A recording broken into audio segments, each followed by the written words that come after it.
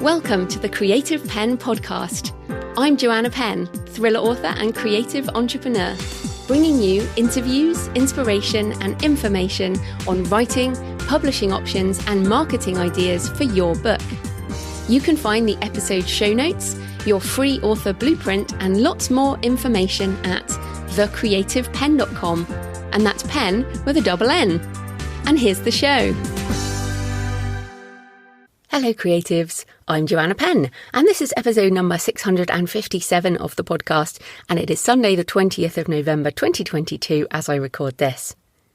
So in today's show, I'm talking to Dorie Clark about the long game, how to have a creative career for the long term, how to think about what you really want and head in that direction even if you don't know how to get there, what disruptions might be coming our way, and a challenging opinion on the diminishing returns of writing more books, and why Dorie is going to spend the next 5 years promoting the long game. And it's a really fun discussion. I love Dorie's work, so I know you'll enjoy the interview today. So in publishing and book marketing news, well, very interesting. I mean, I have said that TikTok seems to be on steroids, as in it's moving so fast through what some companies have taken many years to achieve. And from being an initially just a social video platform, they have now decided to sell books directly. So they're moving into e-commerce through TikTok Shop. Now, they have announced partnerships with HarperCollins, WH Smith, Bloomsbury and bookshop.org, all of which will sell books via TikTok's online marketplace. Now, this is really interesting. If you sell print wide through Ingram Spark or Book Vault, your books will be distributed to bookshop.org. So, well, you can check. I mean, they don't take all of them, but they take most of them in the catalogue. So this benefits authors selling direct as well as traditionally published authors with those publishing houses.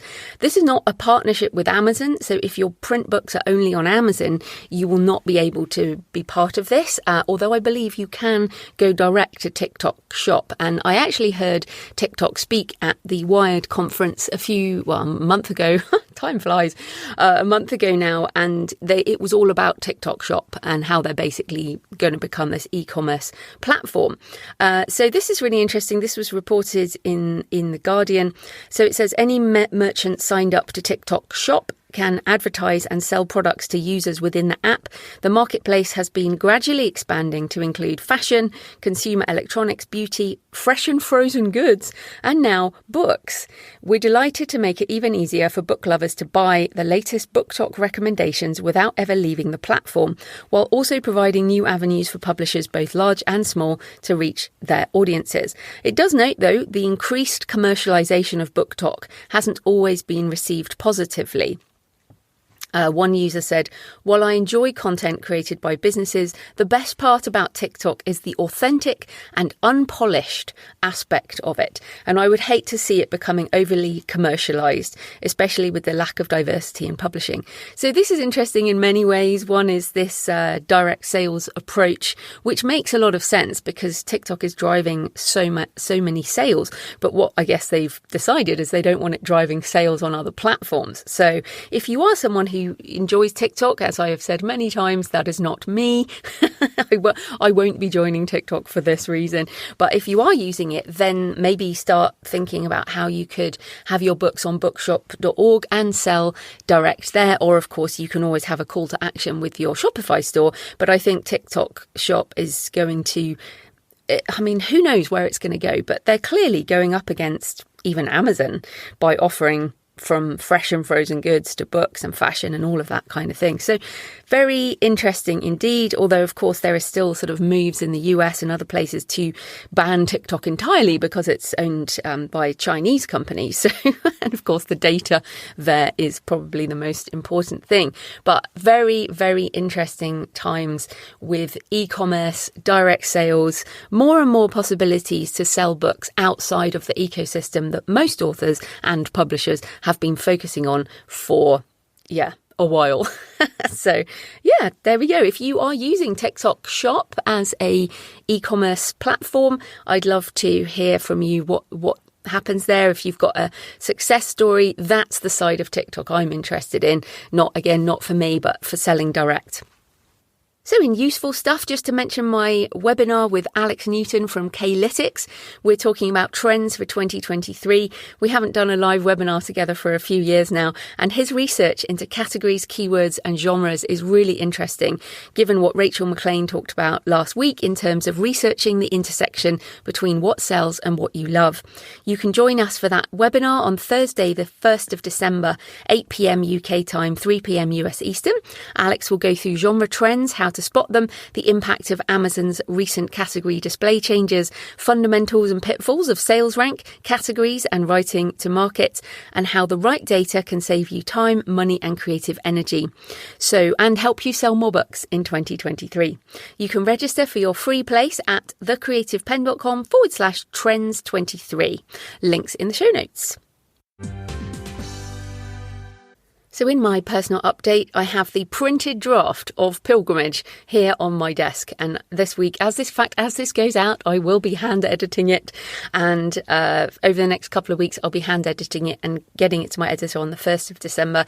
It's so funny because it had ballooned to, it was probably 150,000 words at one point. And then I use Scrivener and I wrangle chaos. It's my writing process. And it's really now, it's gone down to sort of 40,000 words because so much of it was repetition, and repetition is just not necessary in this context. So it is now, it's pretty tight, I think. So I'm happy with it. I'm going to edit it.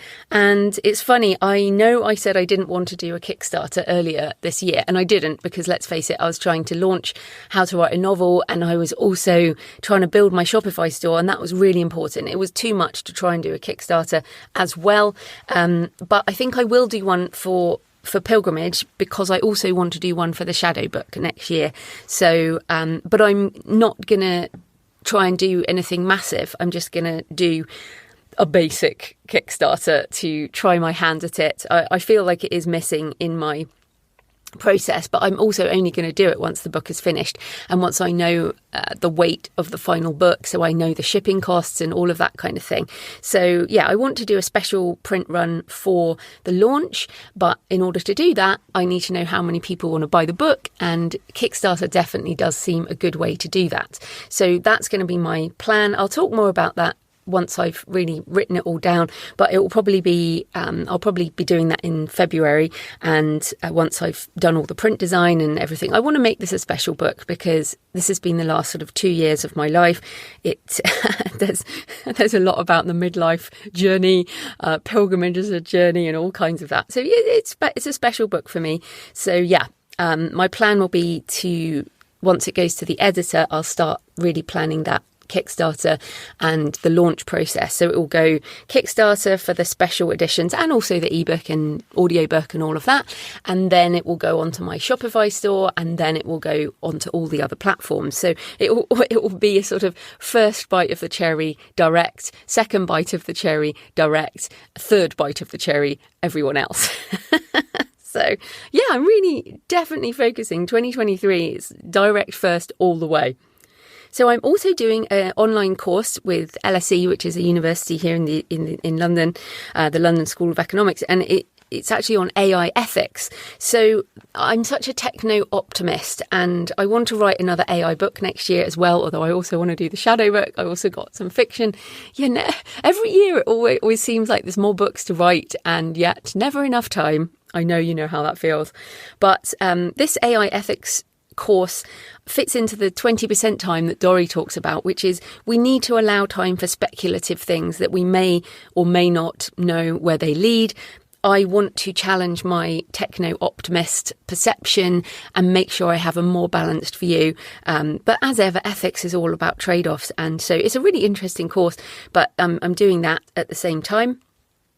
In terms of income things, I finally set up my PDF workbooks. So I've got 4 or 5 workbooks on how to write a novel, the business plan workbook, some other ones, productivity, that kind of thing.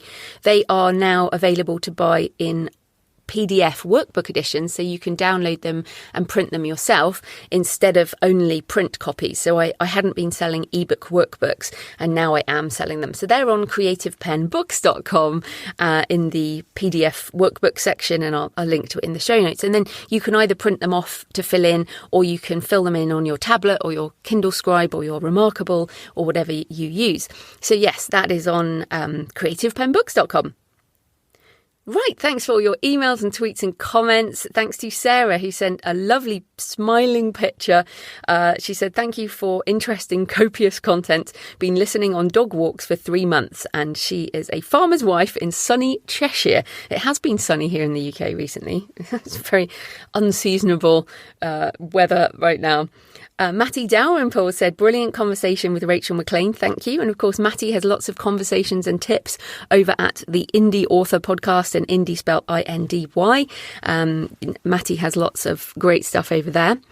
And on Twitter, DJ Mustard Seed says, quoting Becca Syme, who I quoted last week, said, building structures around books that don't sell is not sustainable. That's harsh, but true.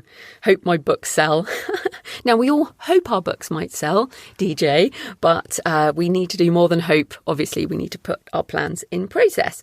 But also, just on Twitter, yes, I'm still on Twitter. Yes, I'm planning on staying there.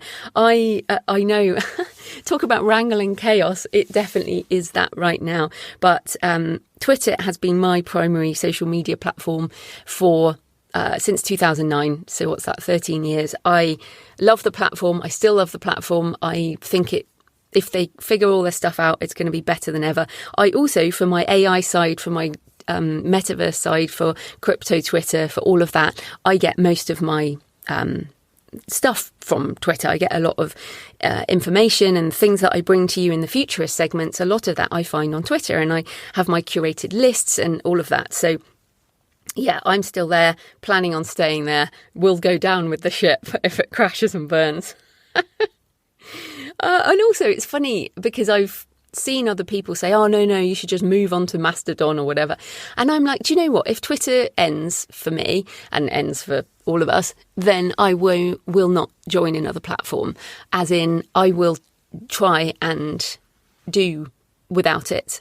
I've always said that if I had to run my business, I could run my business with this podcast and with an email list, basically. I don't really need any more than that. So essentially, remember this, if you decide to end your relationship with a platform, whatever that is, you don't have to go and join another one.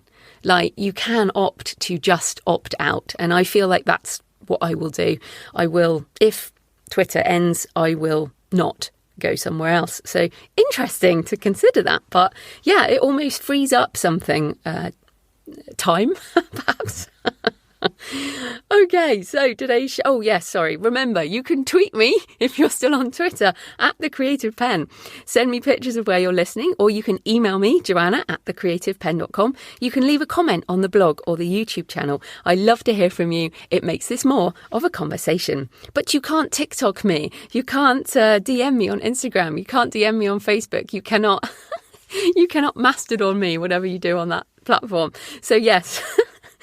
You can't even message me. Yeah, literally, I only check things like email and Twitter. That's it. And the comments. So there you go. We have to make decisions around what to not do, don't we? So this episode is sponsored by Kobo Writing Life, Kobo's free, fast and easy self-publishing platform. KWL was built by authors for authors, and their team of dedicated book lovers is always working hard to help you reach new readers around the world.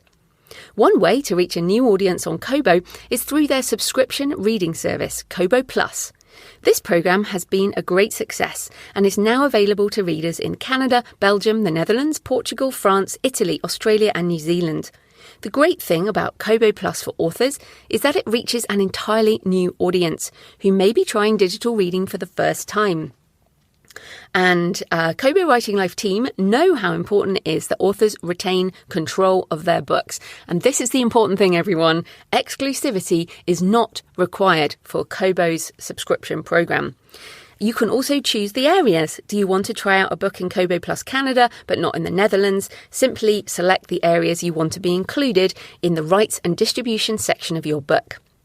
And just to add to this, there was a press release in the last week. Kobo's all-you-can-read subscription, Kobo Plus, has expanded to audiobooks in Canada. And I went into my audiobooks that are direct on Kobo and selected that they should be opted into Kobo Plus because I absolutely do believe in subscription programs. I just really want them to be non-exclusive, which is what Kobo Plus is.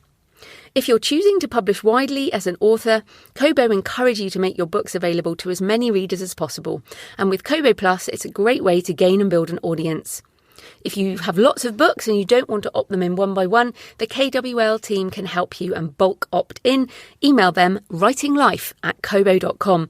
And if you have any questions about KWL, the team are very helpful. That's writinglife@kobo.com.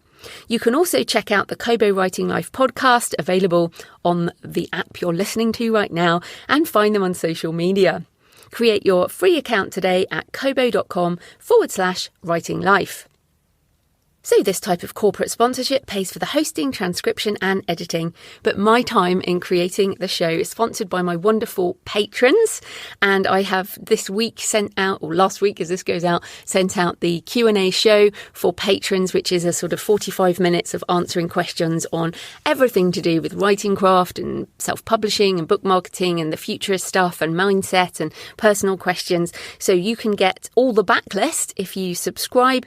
Thanks to new patrons this week: Bianca Wardle, Ella Beaufort, Christy Cowie, A.D. Wilk, Hope Terrell, Juliet Freyamuth and Lee Hughes. And you can support the show for just a few dollars or a few more than a few dollars if you're feeling generous with, and of course, dollars, euros, pounds, whatever. Just go to patreon.com, patreon.com/The Creative Penn. Right, let's get into the interview. Dorie Clark is a best-selling author, keynote speaker, executive educator, film director, and producer for a multiple Grammy-winning jazz album. Her books include Entrepreneurial You, Reinventing You, and The Long Game: How to Be a Long-Term Thinker in a Short-Term World, which we're talking about today. So welcome, Dorie. Joanna, I'm so glad to be here. Thank you. Oh, no, I'm excited to talk about this. But I want to ask you first, because as I was looking at your bio, I'm like, oh, my goodness, you are such a multi-passionate creator. And a lot of people listening are as well. And you've got this visual art thing, the music thing, writing, teaching, speaking. So how do you balance your time between everything you do and prioritize? Well, one of the concepts that I actually talk about in my latest book, The Long Game, is 20% time, which was popularized. It was actually originally created by the company 3M that's famous for its sticky notes. They had something called 15% time. And then Google popularized a related concept of 20% time. And the idea was that they would encourage their employees to spend up to 20% of their time on basically more speculative projects, things that were outside the scope of their official responsibilities. Now, the caveat, of course, is that a lot of Google employees, even though theoretically they're encouraged, don't actually do it because they are too busy, like all of us. But in theory, this is something that is part of the company DNA. And that's how Google News was created. That's how Gmail was created, is people just exploring things and trying new stuff that seems interesting. And so in The Long Game, I really beat the drum that I think it's important for all of us to proactively choose to do this, whether we work for ourselves, whether we work at a more traditional job, finding pockets of time. Maybe it's 20%, maybe it's 5%, who knows, but to invest in something that is outside the norm of what we are, quote unquote, supposed to be doing, I think is really valuable, both for keeping us engaged and creative, and also pushing the envelope on something that might be the next big thing. So I really actively try to invest my 20% time in things like directing a film or writing musicals or things like that. But even just with what you're doing, I mean, obviously a lot of people listening have a day job, as whatever they do as a day job, and writing is their 20% time. So it's like, it's normally the thing people do as a separate, whereas you and I, it's part of our professional career, but you have a teaching job, I think, and you're a speaker and all these other things. So it's almost like, yeah, there's that extra bit, but even within what we have to do as part of our normal job, how do you balance your time? Because a lot of people worry about how do they create from scratch time? And then how do you get the business stuff done, basically? Yes, absolutely. It's always the balance, right? Between the long-term vision of where we want to go and the short term of just feeling the press of the things that are on us, whether it's all the messages in our inbox or all the meetings or things we have to get through.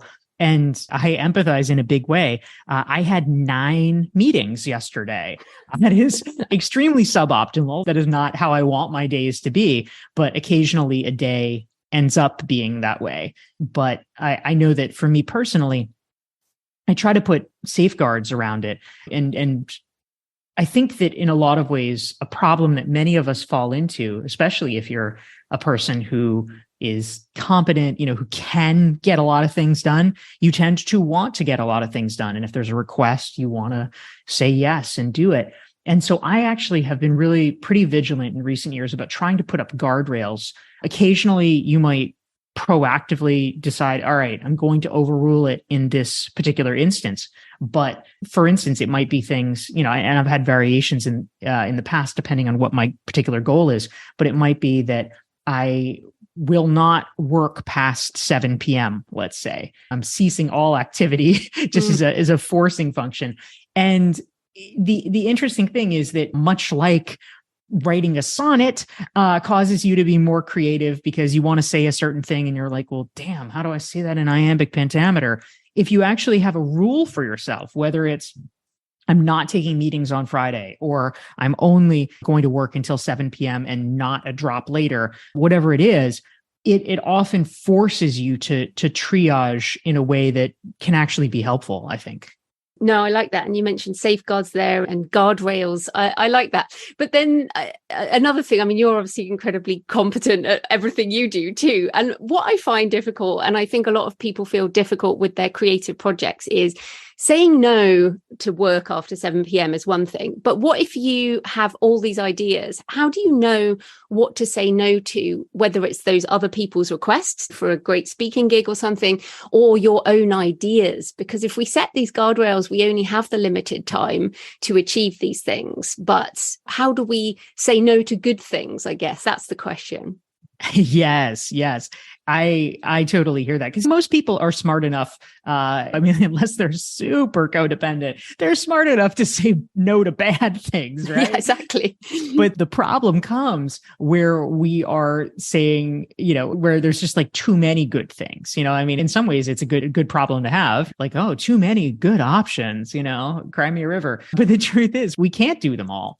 And so one of the things that I talk about in the long game, because, the truth is, if you want to be a long-term strategic thinker, if you want to actually accomplish these important long-term goals, whether it is writing a book or getting a book to market or whatever your variation is, you actually do need to clear room upstream in order to make that a possibility. So learning to say no and learning to prioritize is incredibly important, because otherwise you're never going to even have the bandwidth to remotely get close to your goal if your schedule is completely filled with dross and dreck. So as a result, I've spent a lot of time thinking about this.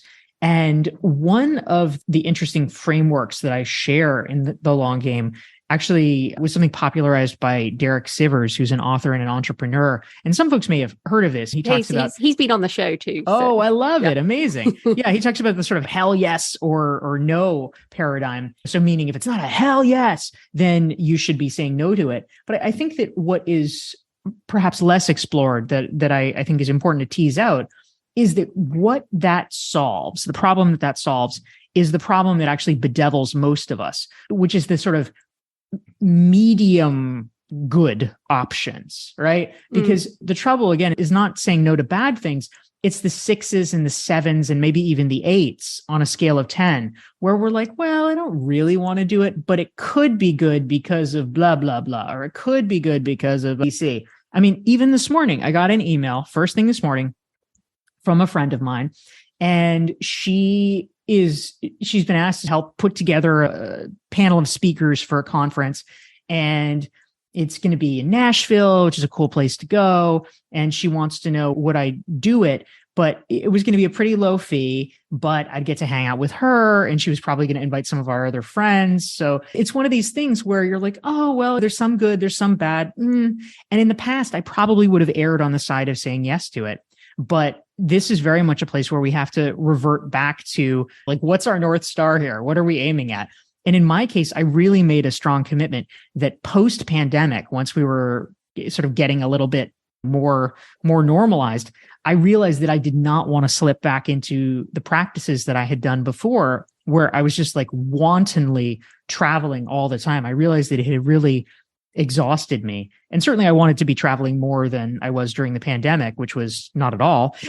But I also did not want to go back to giving 35 to 50 speeches on the road per year, which is my average for a number of years before that. So I decided that the better part of valor is cut it out. And so I wrote back to her right away and I was like, thank you so much, but I'm going to need to pass on this, because I realized the biggest attraction is like the opportunity to hang out with her.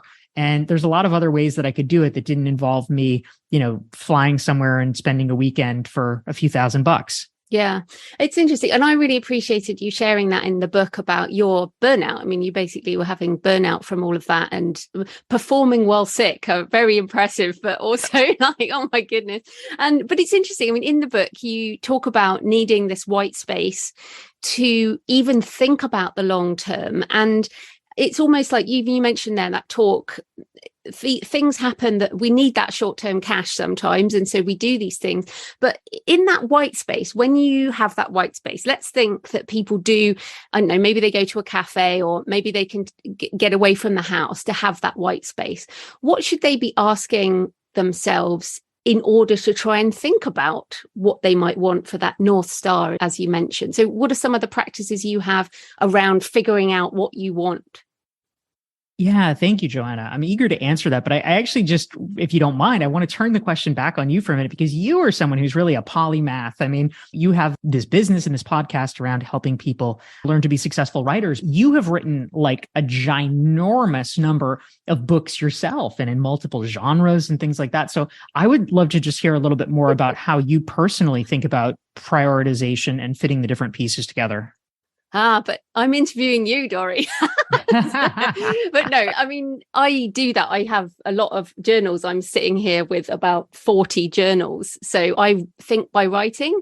So for me, I have to go somewhere and I write. And then what's interesting is I'll look back at a journal from a decade ago. I did this recently, looked at 2012. I had like 3 diaries or journals from 2012 and I went through them all. And what was interesting is so much that I journaled about has now happened. And so a lot of it for me is that ideation, I guess. It does help me to read books like yours. And why I wanted to speak to you was because I listened to the audiobook when I was in New Zealand at Christmas. So I listen to things and then I journal. That's basically how I think about it. And I'll come back to the future stuff in a minute. But now throwing it back to you. Yes. All right. Well, thank you. I appreciate that. And that's great to hear and to learn about your process. But I think that as we think about what questions we should be asking ourselves or how to really just begin to structure this exercise, I think there's a few starting points. The first one is really super big picture. A lot of times people do have a sense of what they'd like to accomplish or where they'd like to go. But what I've often found in having written a book about long-term thinking, I think a lot of people are hesitant to own it in some ways, because what I often hear is, oh, well, I'm not really sure how to do long-term thinking, or I can't do long-term thinking because I'm not sure how I would accomplish it. And I really want to take that and push back on it, because I think in a lot of ways, the whole point of long-term thinking is to be thinking about things that we have no idea how to do.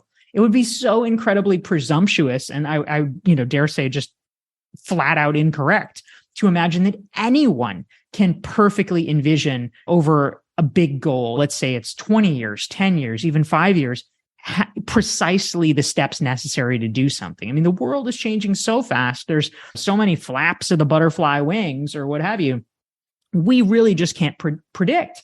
And so I think it's fine. It's great to have goals that you have no idea how you're going to accomplish them. That's the point of living for the next 20 years, is to figure out how to do it. But you don't have to have it figured out today. So I think that sometimes it's just honoring the sort of gut sentiment that you have today. That's one piece. Another, which I always like to encourage people to do, and sometimes they're afraid to go here because it feels really weird, but is to examine who you are jealous of. If we tone it down, we could say, who do you admire? But frankly, something that's even more helpful is like, no, who are you jealous of? Who is it out there in the world, whether it's someone you know or a famous person, where you're like, oh my, I wish I could have their life. And you can peel it back. What is it about it? Is it that they have really succeeded in a particular genre? Is it that, oh my gosh, I'd really love to be interviewed on this particular NPR show or this BBC show? That's sort of a bucket list goal. Or maybe it's some aspect of their lifestyle, like, wow, I wish I could live in the country and not have to commute to a day job. Or it is, but it helps when we often have trouble envisioning things until we see someone else doing it. And so seeing what's causing the tripwire in your brain of like, wow, I wish that could be me. I wish I could do that, is really useful evidence for yourself. It's the trail of breadcrumbs that enables you to figure out what would be compelling for you. And then finally, something that I am always a really big fan of is trying to analyze what is the thing that if you did it now would make everything else easier. Is there something that could be a kind of foundational activity that will enable all the kind of downstream things that you hope to have happen? Oftentimes, for me, for instance, with the clients that I work with, people come in and they often, their starting point is that they want to write a book, which that was the case for me too. I wanted to write a book because I wanted to write a book. That has just been my goal since I was a kid. But the truth is, if you do certain other steps before writing the book, and in the case of authors or executives or entrepreneurs that I work with, it is writing for high-profile business publications. If you do that before you write the book, it makes everything downstream easier, including getting the book deal, including being able to publicize the book once it's out, including landing interviews of the people you want to interview for your book, et cetera, et cetera. So that's often a sort of first domino that I think can be useful. And so asking yourself, what is that first domino, is not a bad question to ponder. Yeah, I completely get that. And as you said that if you did it now, what would it make everything easier? And I was just thinking there, email list. I mean, starting an email list early, I started mine in 2008. By starting my email list back then, it makes it far easier to sell books now. Yes, that's and so you've got true. one as well, right? I mean, we have to do some of these things knowing that there'll be nobody on our list or no one listening to our podcast or nobody knows who we are now. But if we don't start it now, it's that whole planting a tree thing, right? If you haven't done it yet, you've got to do it today. Yeah, you're so right, Joanna. I mean, most people who are writing books, I mean, they don't want to grow an email list. Like that's not, there's like literally zero people in the world for whom growing an email list is the dream that they've held in their heart. It's the instrumental thing that we have to do. But yet, to your point, it is something that if you work on it now, like future you in 5 years is going to be like, wow, thanks for doing that. That was really awesome. Good job. So I'm always very interested in the question of what is it that we can do that will please future you? That's a great way of doing it. Yeah, I mean, there's so many things like fitness and health and stuff like that. But that's why it's so hard. I mean, there's some psychology studies, aren't there, where they age people. They artificially age you and show you a picture of you when you're like 65 and then say, would you like to put money into your pension? A little 22-year-old. And far more people put money into a pension when they can look at themselves, actually a physically aged version of themselves. But just human brains just find that hard, right? Yeah, I mean, research have shown that essentially people view their future self as literally a different person. Yeah. So it's like, well, who cares? You know, who's that jerk? Yeah, I'll probably be dead. I mean, people say that too. And I'm like, yeah, but what if you're not? Yeah, exactly. Yeah, but look, I wanted to ask you about publishing in particular, because the book is the long game and long-term thinking. And yet publishing itself has this kind of ridiculous model focused on bestseller lists, on spike sales. And traditional publishing in particular, independent publishing is different, but this sort of idea that if you don't sell lots in the first month or so, and you're not successful. So how can authors in particular think about the long game of a creative career? Well, I think this is a really important question because you're right. There is such an unhealthy focus and emphasis on bestseller lists. And it's interesting because even in the popular imagination, people will often, if they think you're good or if they somehow think you have stature, they will often call you a best-selling author, whether you are or not, which is interesting. I mean, I know you actually are, but for years, I mean, I've now done 4 books. 3 of them, my first 3 books, were not bestsellers. I mean, I wish they were, but as you know, it's very hard to have a bestseller because all it means literally is that you have been able to sell a certain threshold. Let's call it generally a minimum of 5,000, sometimes depending on the list, 10 or 15,000 within a given calendar week. And if you don't do that, no matter how well your book does over time, you are not, in fact, a best-selling author. And I'm not talking about Amazon bestsellers, which, as we know, can be gamed up the wazoo, but I'm talking about the more official lists. Finally, my recent book, The Long Game, was able to be a Wall Street Journal bestseller, but that was a process of about a decade of brand building and list building to enable me to reach the point where I was able to do that. But it's really interesting because for a long time, people were like, she's a best-selling author. And I have to be like, actually, technically, no. Not. So it is really interesting. But I think you're exactly right. I mean, it depends in the end, of course, why you are writing the book. If you are a business person, which is, again, primarily the group of authors that I'm working with are entrepreneurs or executives, in general, yes, they want to write a great book. Yes, they would like it to be a bestseller, but ultimately the goal is typically that they want it to drive business or to drive professional opportunities for them. And so if that's the goal, it's really important to look beyond the bestseller status. I mean, yeah, it's a nice piece of social proof, but you want to continue promoting this book on an ongoing basis because it becomes your calling card. It becomes a thing that draws people to you. And however much money you make from the book, it is almost guaranteed, aside from just a tiny, tiny slice of the population, that you will make much more money on the back end of your book rather than the front end. So rather than money from people literally buying your book, if you were a business person, you'll make a lot more from the speeches, from the consulting engagements, from the coaching engagements, et cetera, that result from inquiries that are driven by your book. So keeping that in mind is a really important perception shift. Yes, and I think this is really important. And I often stress this sort of multiple streams of income that business and entrepreneurial writers have. You mentioned their speaking, I know you're a high profile speaker, often on sort of big stages. Do you feel that kind of more highly paid speaking gig, it becomes easier if you have a traditionally published book? Or do you think these conferences and events are open to independent authors or self-published authors? I think with speaking, as with all aspects of publishing, the difference between commercially published and self-published or hybrid is eroding every day. I mean, it used to be a decade ago when I first published my first book, Reinventing You. It was a really stark difference in terms of how it was perceived, in terms of the cachet. It was really important to be commercially published.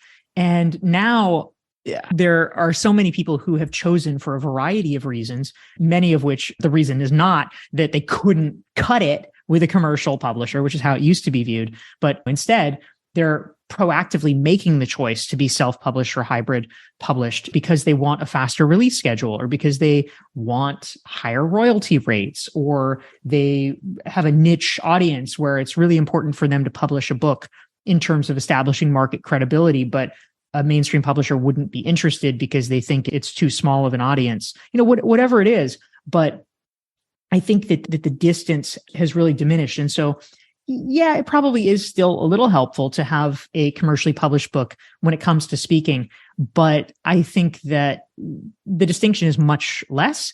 And I think that if you are someone who is a self-published or hybrid published author, and you have other forms of social proof as well to validate that you are a legitimate expert or legitimate professional in your field, then I don't see any problems at all in terms of landing fairly high profile speaking engagements.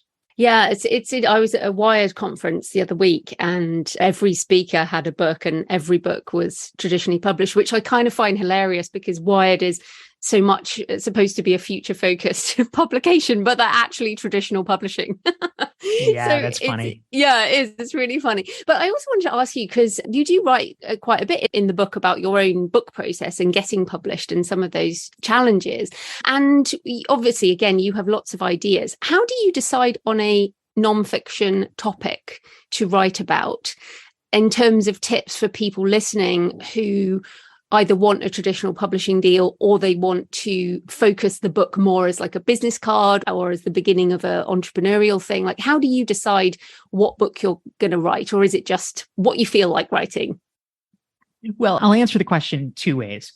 One way is the way that I would advise people to do it, which is if you want to be hyper strategic. I have not always been hyper strategic myself, but if that is your goal, then ideally you want to tie the book content as closely as possible to the services that you provide.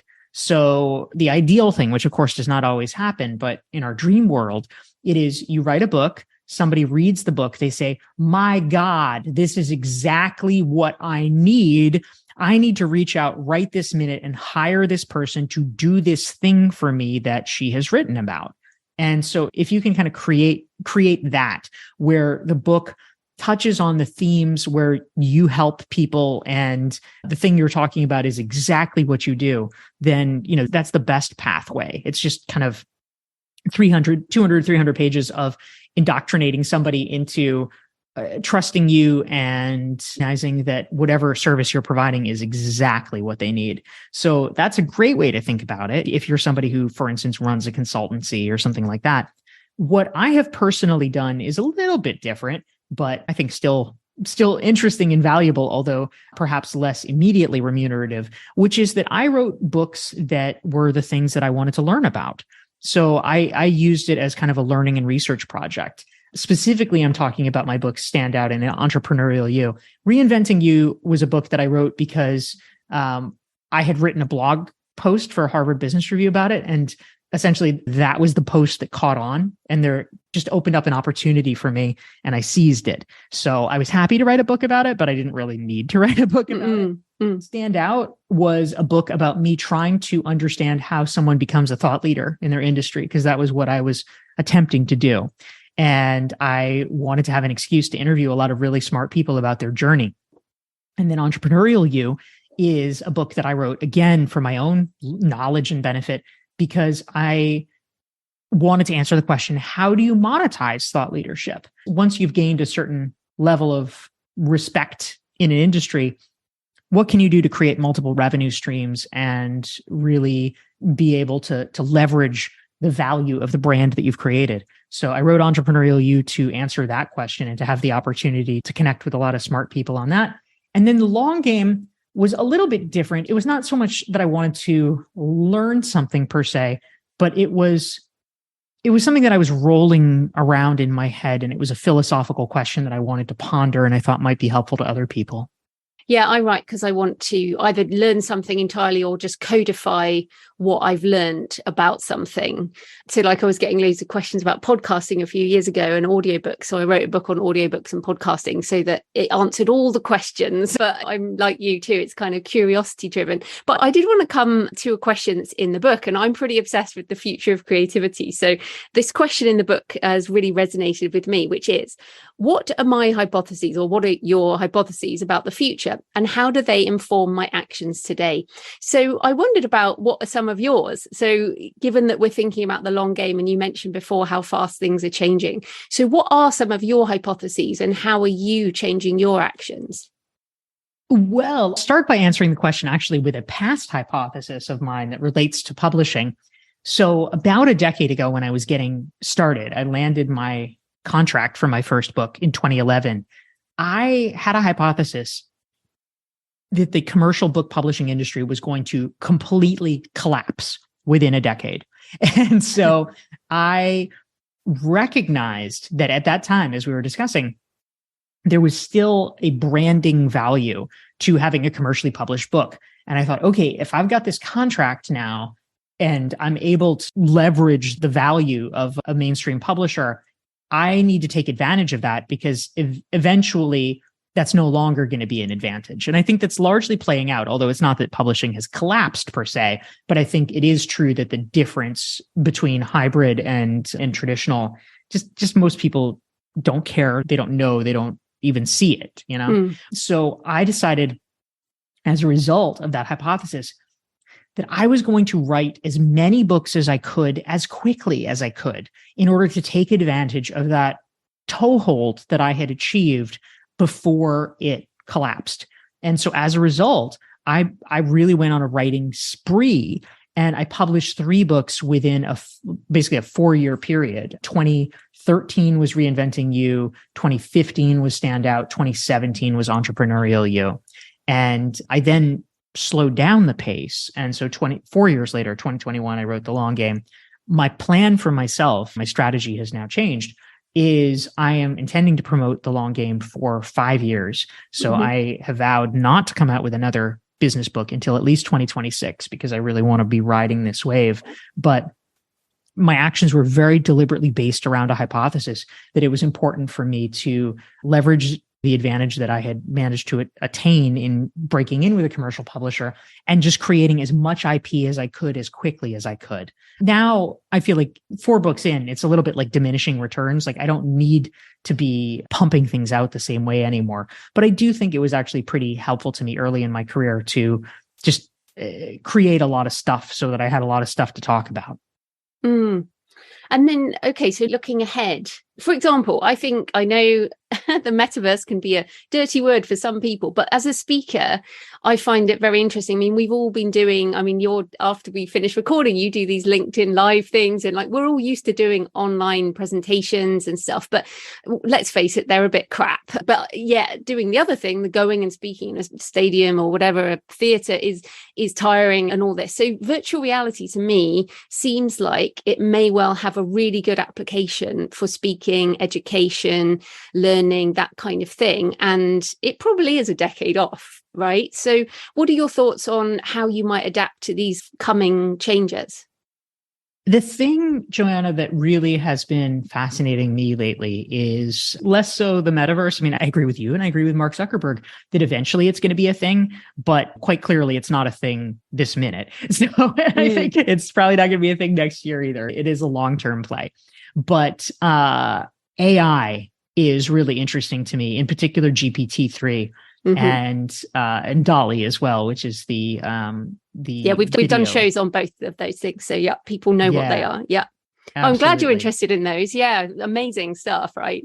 It is so interesting, and to the point about what is a competitive advantage you have, and being mindful where that advantage might erode.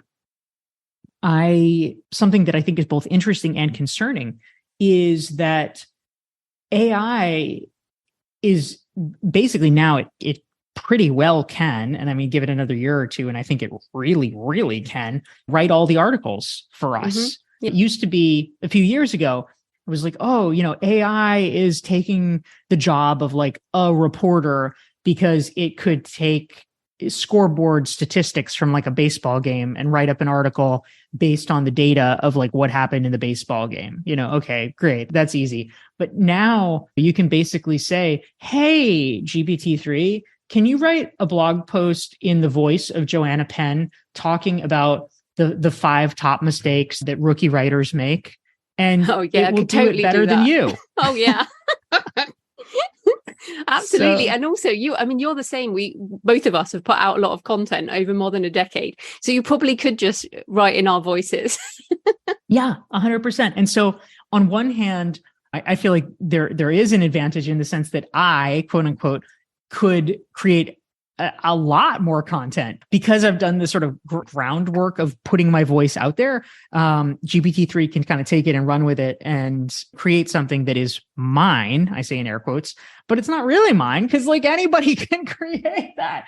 So I don't really know how that's going to play out. But I think the question that I always like to ask is, there was an observation back in the 70s by a Carnegie Mellon professor that in a world where information is abundant, something else becomes scarce, and that thing is attention. And that has played out a lot over the past 50 years. And so the question that I always like to ponder, which I don't yet know the answer to, is when the ability to write high quality articles, for instance, quickly becomes abundant, what is the thing that becomes scarce? What is something will, and that's the thing that's going to be valuable. That's the thing that's going to be monetizable. But we have to figure out what that is. Yeah, I think we're already at the point where curation is so important. And this show, for example, lots of people will be listening to your interview, but also a lot of people come along just for the introduction, where I curate the news, and a lot of it's AI news as well in the creative sphere. And so the curation of the massive amount of information out there is kind of important. But I totally agree with you. And to me, it's also not despairing about technology, but taking advantage of technology as a lever and using it for our creative purposes. So, for example, the image that will go on this blog post that accompanies the podcast is generated by Midjourney, which you probably know as AI art generation. Yes. So instead of stock photos, which I've used for more than a decade, I now generate each post myself because I find it super fun. So it's incorporating AI into our creative work rather than running away from it, is my thought. Yes, absolutely. And of course, there were recent headlines about the guy who won an art competition with his Midjourney art and the scandal of, oh my goodness, did he really do it? Quote unquote. What does it mean for art if you're able to tell an AI to do something and then it does it? And it's rather philosophical, right? Like if you're an artist who has assistants that help you with whatever, welding a sculpture, we've sort of determined that like, okay, well, they did it because they told them what to do, but somehow we're still feeling different about AI. So watching those things play out and shake out, I think is really going to be fascinating. And then one final question, because we're almost out of time, but you mentioned that you're going to promote The Long Game for 5 years, which I think it's brilliant. You've got this great book, so promote it. But what are you doing for book promotion? Everyone always needs to know this. Yeah, absolutely.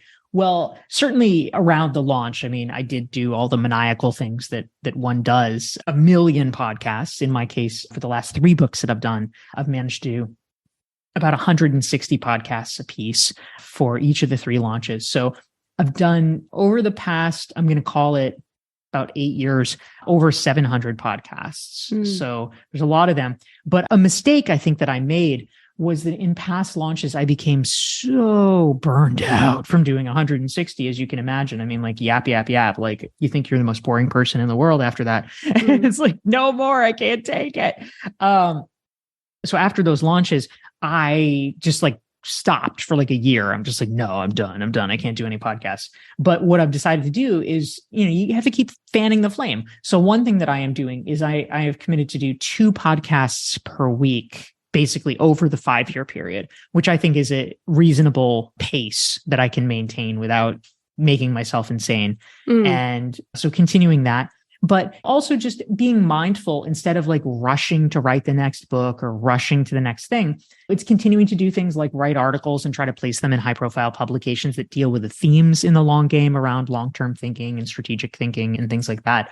It's continuing to give talks about it. I mean, it's essentially the biggest thing is just not writing another book so that I'm not competing with myself and stepping on my toes about like, well, here's another thing I could do, That's brilliant. I think that's going to give people a lot to think about. So where can people find you and your books and everything you do online? Joanna, thank you so much. So the new book is called The Long Game, How to Be a Long-Term Thinker in a Short-Term World. And if folks want to learn more about me and get a bunch of free articles and resources and things like that, my website is DorieClark.com. And you can actually download a free strategic thinking self-assessment based on the long game that helps you apply the principles of strategic thinking to your own life and career and your writing career at DorieClark.com/thelonggame. Brilliant. Well, thanks so much for your time, Dory. That was great. Thank you. Great speaking with you. So I hope you enjoyed the discussion with Dory, and I'll repeat one of her questions here for you to think about. What is it that if you did it right now, it would make everything else easier? I think that question is so important. And what is it you can do right now that will please future you? And I think a lot of the times it is simplification, trying to simplify our systems and processes. That will please us in the future.